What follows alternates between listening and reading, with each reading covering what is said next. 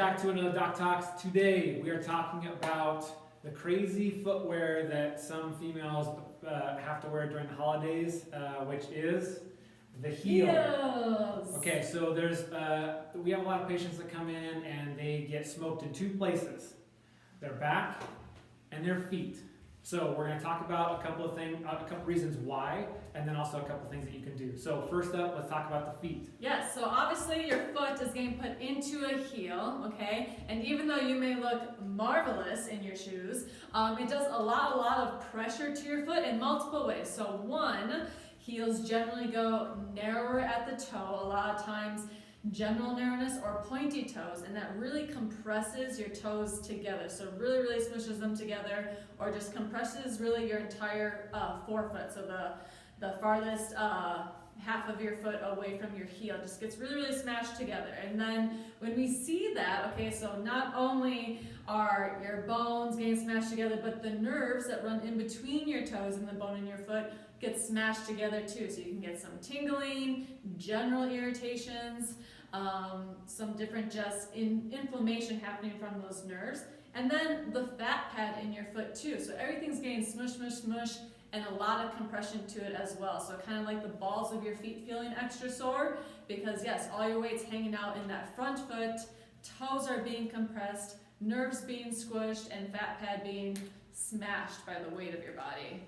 So the fat pad she's talking about, that's natural cushioning for our feet. You know, if we're constantly kind of pushing it, it actually displaces, it gets out of the way because we're sitting there putting so much pressure on some of that stuff. So if you're someone that has to wear heels all the time, we're getting that displacement of that fat pad. So something we don't want to have happen because it's a natural cushion for our foot. So the other area, we're talking about this low back. So when we're looking at Kelsey here, the pelvis gets into a little bit of an anterior tilt. It's really hard not to because of the distribution of the weight kind of going forward. So her body ends up kind of tilting a little bit more forward. It's very exaggerated right here. Dr. Zach Couples, he talks about the J-Lo effect, but the butt kind of goes out and we have that tilt kind of go back. So that really compresses the lumbar spine. It has those muscles like constantly on. At the end of the night, ladies will be, holding their back. It'll be like, man, I just need to kind of like stretch some of this stuff out because it's been in that position for so long. Also, when you look at the foot position, obviously the weight's kind of up onto the front portion of the foot, so the weight goes forward. The calf is extremely tight at the end of the night too. So when you finally get to take off your shoes, you're probably rolling your feet out, you're stretching your calf out a little bit. But the extension-based posture, that smokes the back, and then the quad dominant, that actually like pulls us forward. It makes the weight shift kind of forward. So those are the two areas, and that's the kind of why these things get irritated. And now we're going to go through a couple of things that can reverse this. Those things that right after you take them shoes off, let's see if we can get these things done. So first up with the feet. Yeah, so some things you might already be doing on your own, but some that can be really beneficial. So take that shoe off. One of the things we want to do is, now that your toes have been compressed and smushed, we want to get you spreading them out, okay? Spreading them out, curling and flexing them, okay? So you can kick those shoes off, be completely barefoot. You can put a towel under your foot and kind of just practice scrunching up the towel with your toes and foot. You can also take your hand, your fingers, and put them between your toes. So again, you're splaying or getting some gap between those toes after that compression, and just kind of roll them around too, kind of gently opening those joints, gently kind of getting some muscle stretch in those muscles in the bottom of your foot, and just gapping to everything that's been really smashed and compressed. Now, just as we ended on with the calf tension that you get and the position that your ankle is stuck in, it's important to make sure that you're helping take away that as well. So some things we can do there is we kick off that shoe. Ta-da! Foot flat on the ground. I like to get next to a wall just to kind of help out with the exercise, but driving your knee forward, Okay, really working on the mobility in my ankle after it's been stuck like this for a long period of time, what we call a dorsiflexion move. And then in addition, that's also just stretching out your calf and Achilles, okay? And you can also work just normal calf and Achilles stretches into it as well, or foam roll it as well. But really nice to add that ankle mobility component after it's been stuck in a very, very kind of loaded plantar flex position, we call it.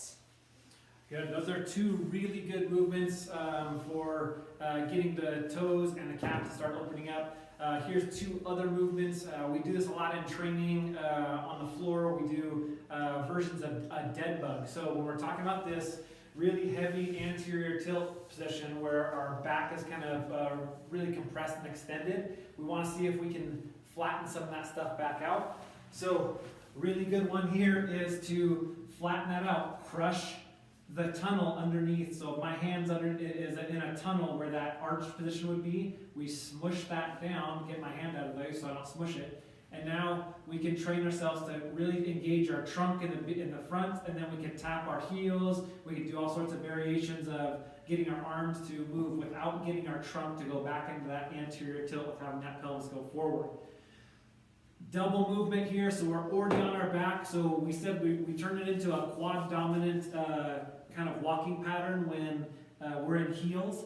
Let's see if we can hit our hips again. Let's see if we can get those things to turn back on. So one leg can go up in the air, and then we're crushing that tunnel, making sure our abs are on a little bit, and then we drive through the heel of our foot and then come back down. Notice I say the heel because we've been on the ball of our foot all night, walking around. Let's see if we can get the heel of the foot to take a little bit of pressure, squeeze the trunk, have a little bit of glute contraction, and then come back down. We're going to switch back and forth.